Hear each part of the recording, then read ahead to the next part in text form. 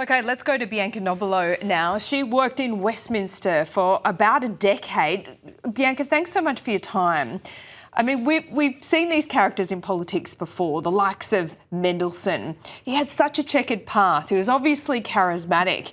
How did he get away with this for so long? That's the question everybody's asking of the Prime Minister, as Beth Rigby was outlining there, because he had form. So the Prime Minister says that they asked the questions, they got the answers, and they believed them, and that now they've turned out to be lies.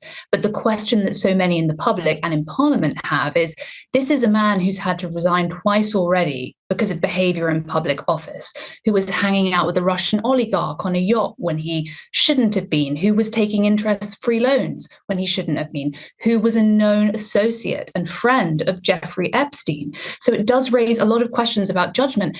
And beyond the Prime Minister's fate, which is perilous because he wasn't popular before this was revealed, and that's a key factor here, with Nigel Farage increasing in the polls week by week, it seems. But it says something about a hardening of public opinion about catastrophic failure of elite judgment. And this isn't just Peter Mandelson, it's also Andrew Mountbatten Windsor. This idea that people aren't thinking about their social proximity at all. And there's also, I would say, an awkward question here for the British security services, because did they not know, or did they tolerate this kind of association? There's a lot of questions. Bianca, there is definitely an aspect of this where it's obvious that he was tolerated. He was able to cultivate these powerful circles, a powerful circle of protection. And what we've seen from the Epstein files is really how the elites operate in many ways, how money makes things move. But you're right, there are questions for the police as well. But also, I think perhaps not the worst aspect of it, but as for someone, it says a lot about the character of Peter Mandelson, where he was willing to sell out his own country in order to curry favour with the likes of Jeffrey Epstein.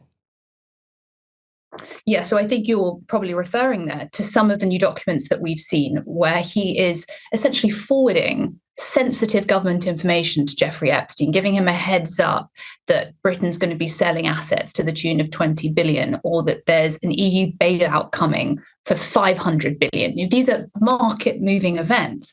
Obviously, everybody in public office knows you shouldn't be doing that. When I first worked in Parliament at 16, I knew that you shouldn't be doing that. I'm not going to forward my friend an email with no experience. So yes, there's a lot of questions about character. Clearly, this is intentional. There is form. Why did the Prime Minister take this person back into the fold? You can see where the frustration is coming from. And as far as what happens to the Prime Minister now, there has been bubbling over the last couple of months, a sincere leadership, counter-leadership effort. Right now, we're not seeing the sharp end of that. But this is a Prime Minister who was not, frankly, a personality hire to begin with. People don't really appreciate his fairly moderate and lackluster leadership style. You know, charisma can clearly make up for a lot of problems, and he doesn't have that. So he's going to be struggling to overcome this. Events are moving a lot faster than him. Oh, you're so polite and diplomatic. No, he wasn't a personality hire. I like the way you put it, Bianca. But more seriously, I mean, Keir Starmer's been under pressure for a lot of things. Centre-right politics is changing in the UK as it has changed in the US. I think it masks a lot of problems on the left, like it has for Keir Starmer. The economy is an issue. He didn't have a lot of wriggle room in the first place. I know we're talking about him being under pressure, but how serious is that pressure, do you think? And what are the mechanisms that might see him lose the Prime Ministership? Because we all know there's 5-year terms in the UK. They're pretty long. Right. I mean, it's a very mercurial business. I would say because right now there's not an obvious candidate to replace him. There are several names that people discuss. He's in a really perilous position. You know, the papers and journalists over here are talking about it as if this could be the death knell of his premiership. Right now, that doesn't look likely. He stabilised things with that public apology, trying to get out ahead, be as transparent as he can, even though some of the key documents that show what lengths the government went to do their due diligence, if they did, can't be released. I don't think that has helped. But there's also something that you were just I think, hinting at there, which is really interesting.